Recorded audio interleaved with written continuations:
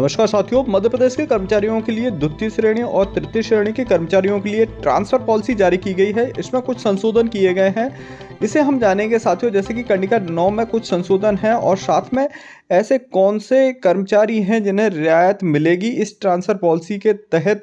साथियों, जैसे कि ट्रांसफर विगत 2 वर्ष से नहीं हुए हैं और लंबे समय से जहां कर्मचारी इसका इंतजार कर रहे हैं, और उसी में कुछ ट्रांसफर पॉलिसी के कुछ नियमों में कंडिका 9 में संशोधन करके और जो कर्मचारी हैं उन्हें ट्रांसफर में रियायत मिलेगी। इसमें शिक्षा विभाग के भी कर्मचारी भी सम्मिलित रहेंगे।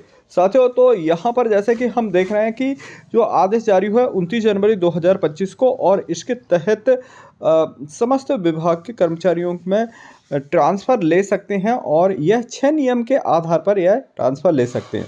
तो साथियों, जैसा कि यहाँ पर दिया, राज्य स्तर पर अधिकारी कर्मचारियों के स्थानांतरण नीति में संशोधन किया गया है। वहीं 24 जून 2021 का जो आदेश है, स्थानांतरण नीति है, उसके कंडिका 9 में निम्नानुसार कार्य सुविधा की दृष्टि से यह संशोधन किए गए हैं।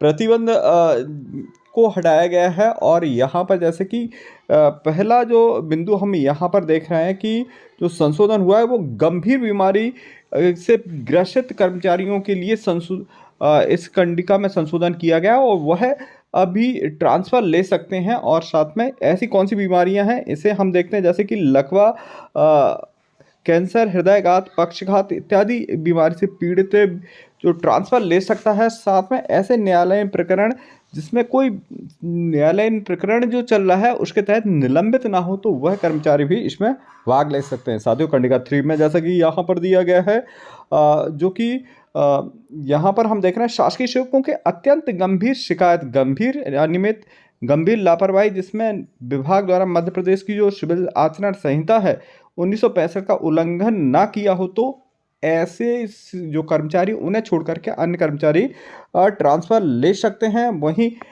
यहाँ पर हम देख रहे हैं कि कंडिका 1.4 के तहत कोई भी आपराधिक प्रकरण छानबीन, यानी जो लोकायुक्त से रिलेटेड कोई छानबीन या विभागीय छानबीन चल रही है, पुलिस का प्रकरण है, तो वह कर्मचारियों को छोड़कर के ट्रांसफ़र अन्य कर्मचारी ले सकते हैं।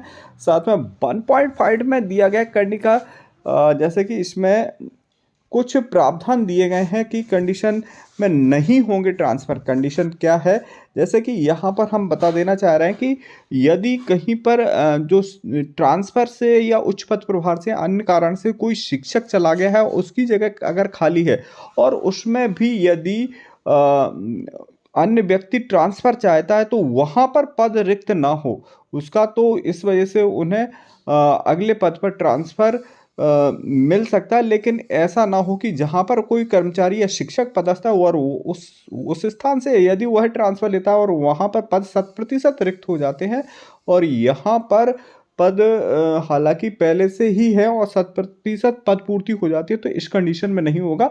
दोनों साइड, कहने का मतलब ये है इस कंडिका 1.5 के अकॉर्डिंग कि दोनों साइड की व्यवस्थाएं चलती रहें। जैसे कि कहीं कर्मचारी 50% है और कहीं जो कर्मचारी हैं वहाँ पर भी कर्मचारी का ट्रांसफ़र हो, तब भी वहाँ पर 50% कर्मचारी तो होना चाहिए और अगले यहाँ पर भी 100% ना हो तो 75% पद पूर्ति हो जाते, तो इस कंडीशन में उन्हें ट्रांसफ़र मिल सकता है। तो ऐसी कंडीशन वाले को दर्शाया गया है। वहीं देखते हैं कंडिका 1.6 के अकॉर्डिंग भी इसमें उदाहरण सहित भी ये समझाया गया है, आप अच्छे से समझ सकते हैं।